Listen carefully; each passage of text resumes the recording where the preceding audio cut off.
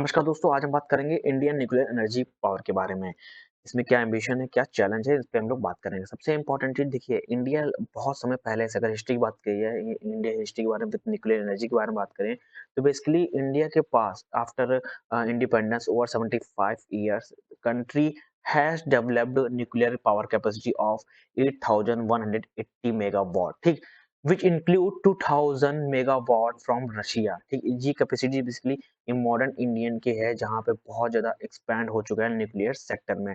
अगर current nuclear capacity की बात की जाए तो इंडिया के पास कैपेसिटी है 8180 मेगावाट की, which include the from international partner, यानी कि इंटरनेशनल पार्टनर के साथ कोलैबोरेशन करने के बाद, कंट्रीब्यूट करने के बाद इंडिया की जो कैपेसिटी है करंट में वो 8180 मेगावाट है, ठीक?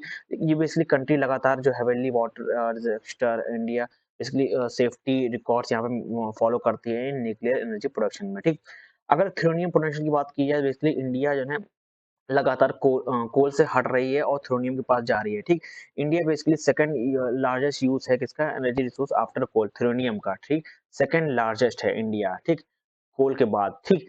नाउ अब बेसिकली कोल का इस्तेमाल क्यों करना बंद हुआ? क्योंकि जो क्लाइमेट चेंज जो इफेक्ट हो रहा है उसके कारण यहाँ पे अब इंडिया थ्रोनियम पे मूव हो चुका है, ठीक? थ्रोनियम का इस्तेमाल किया जा रहा है जो न्यूक्लियर एनर्जी को जनरेट करने में, ठीक? ना अगर थ्री स्टेट न्यूक्लियर प्रोग्राम की बात की जाए तो डॉक्टर होमी भाभा जो है, ठीक?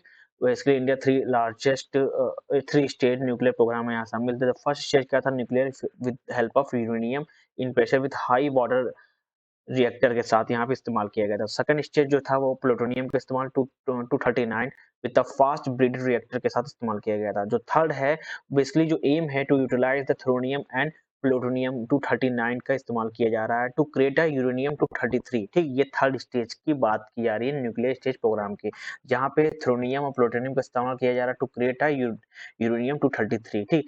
ये बेसिकली जो प्रोसेस है, ठीक? ये सेकंड स्टेज से एडवांस है, ठीक? और इसी जो थर्ड स्टेज में यहाँ पे जो इंडिया है वो थोड़ा प्रॉब्लम क्रिएट कर रहा है, चैलेंज फेस करने पड़ रहा है, ठीक? अब बात कर लें एडीडीएसएस, accelerator driven sub critical system. ये इसकी जो है ये सिस्टम है, ये प्रोजेक्ट है, ये जनरेट करता है न्यूट्रॉन विथ पार्टिकल एक्सेलरेटर, ठीक? ये जो सिस्टम हेल्प करता है to produce energy and manage nuclear waste, ठीक?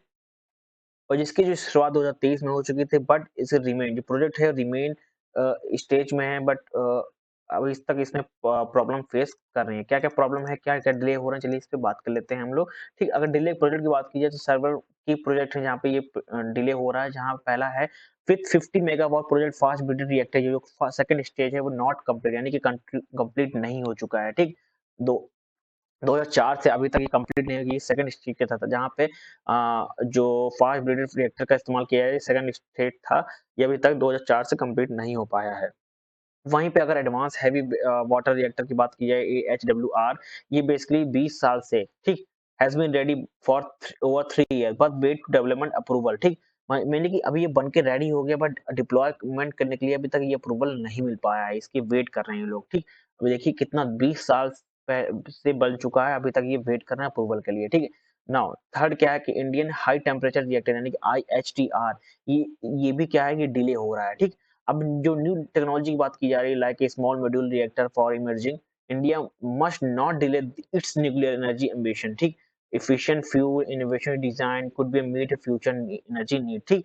अगर ये न्यू टेक्नोलॉजी के है, अगर ये भी डिले हो गया तो ओवरऑल सारे प्रोजेक्ट डिले हुए, अभी तक के सेकंड स्टेज के जो प्रोजेक्ट वो भी डिले हो रहा है, ठीक? एक एएचडब्ल्यूआर के जो प्रोजेक्ट है वो बन के रेडी होगा, उसका अप्रूवल नहीं मिल पा रहा है। थर्ड आईएसटीआर यानी कि high temperature Indian high temperature reactor को भी ये डिले हो रहा है, ठीक? अगर न्यू टेक्नोलॉजी जो स्मॉल मॉड्यूलर रिएक्टर है, अगर ये इसको मर्ज करने के बाद अगर इसको भी डिले करना पड़ा तो ये बहुत ज़्यादा प्रॉब्लम क्रिएट हो जाएगी क्योंकि ये इंडिया को न्यूक्लियर एनर्जी की बहुत ज़्यादा ज़रूरत है, ठीक? नाउ आगे बात करते हैं कुछ इंपॉर्टेंट फैक्ट्स के बारे में। सबसे पहले एडीडीएस क्या होता है?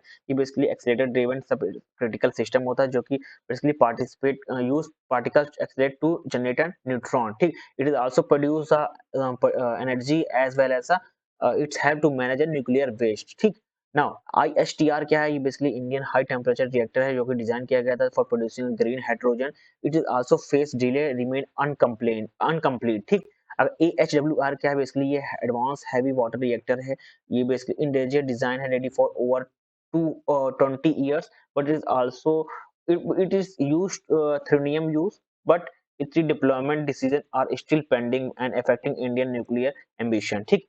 अब बात कर लेते हैं पीएफबीआर, ये basically prototype fast breeding reactor construction है जो कि 2004 से अभी तक कंप्लीट नहीं हो पाया है, ठीक।